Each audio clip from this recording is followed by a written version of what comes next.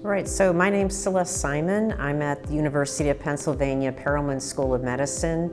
I'm in the Abramson Cancer Center there, and I've been working on kidney cancer for approximately 20 years.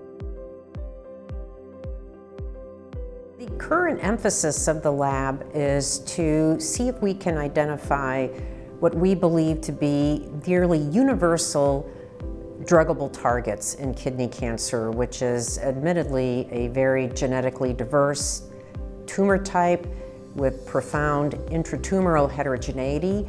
And so this means that we have a lot of great treatment options for patients, but one size does not fit all. And usually selecting patients for the best option for them is difficult.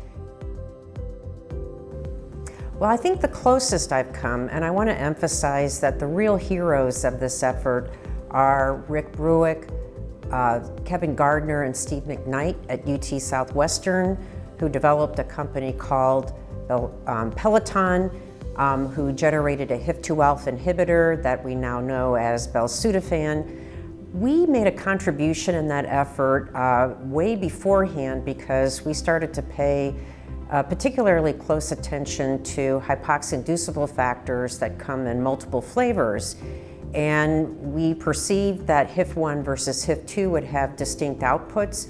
We demonstrated that with rigorous genetic approaches and model systems. And it turns out it wasn't just a detail. In kidney cancer, we believe HIF-2 alpha is the oncogenic driver, and if anything, HIF-1 alpha may be somewhat of a tumor suppressor. So in this case, you would want to drug HIF-2 alpha and leave HIF-1 alpha intact.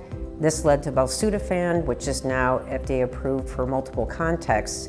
It's somewhat gratifying that the patients on HIF-2 alpha have a number of phenotypes and properties that are reminiscent of some of the HIF-2 alpha mutant mice we've studied over the years. So I believe we made an important contribution to that effort, although carried out by Peloton and now Merck.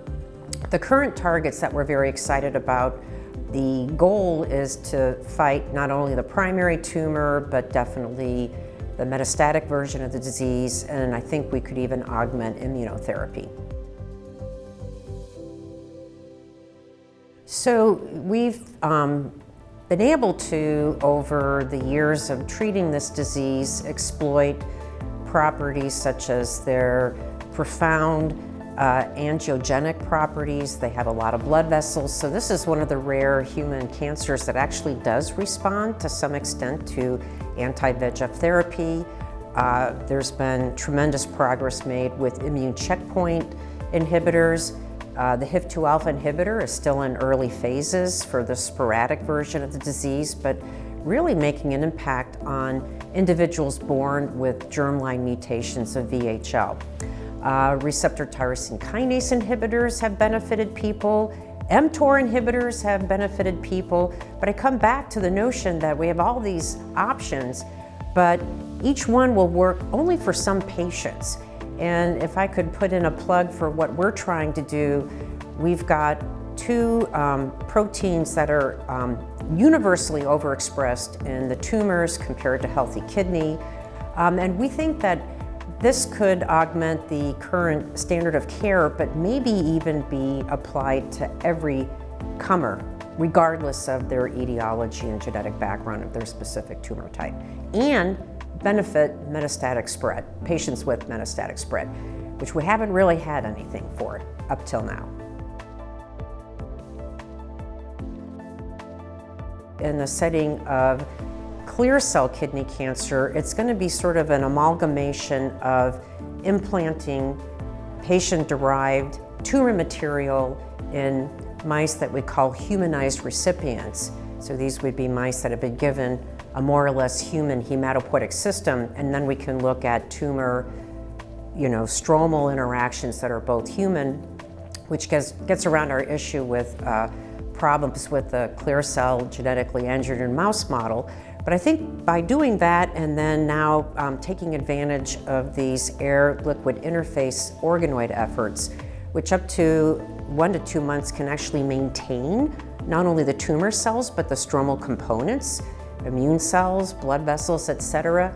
I think doing those things in parallel with other sort of standard xenotransplant efforts, you put it all together, they might overcome the caveats of each one individually. I would love to see a genetically engineered mouse model for clear cell kidney cancer. I think the effort continues, but it's been a very tough nut to crack. But I think we have other options that we can make use of in the meantime. The effort that's been the most beneficial, and I want to credit James Bergeralis at UT Southwestern in particular for leading an effort of banking what we call patient-derived xenografts from hundreds of patients at this time, which can be implanted into the kidney itself or subcutaneously. And they've been able to maintain these in serial implants in such a way that they have retained much of the properties of the initial primary tumor. The only problem with this system, again, we can't really look at immune responses unless we co-implant a human immune hematopoietic stem cell, if you will. But that bank of tumors has been incredibly helpful. We have extensive multi-omics information in all these samples. We can look at them and suspect what they might respond to if we're trying to move ahead with treatment combinations more in the targeted treatment space. So I think that that's been really good. The other versions of kidney cancer with either introducing transgenes or gene editing the driver genes in the mouse genome are looking very promising, and in one setting that's of particular importance, in my opinion, is the medullary renal cancer that's prevalent in sickle cell patients. A huge unmet medical need, and I think we have a model that'll be very useful there. And I want to credit the KCA for making a huge impact on the effort of the Department of Defense, which is now putting a sizable amount of funding into kidney cancer. And those numbers are going up annually, and that's not the case everywhere in the government. So I'm excited to continue in those efforts.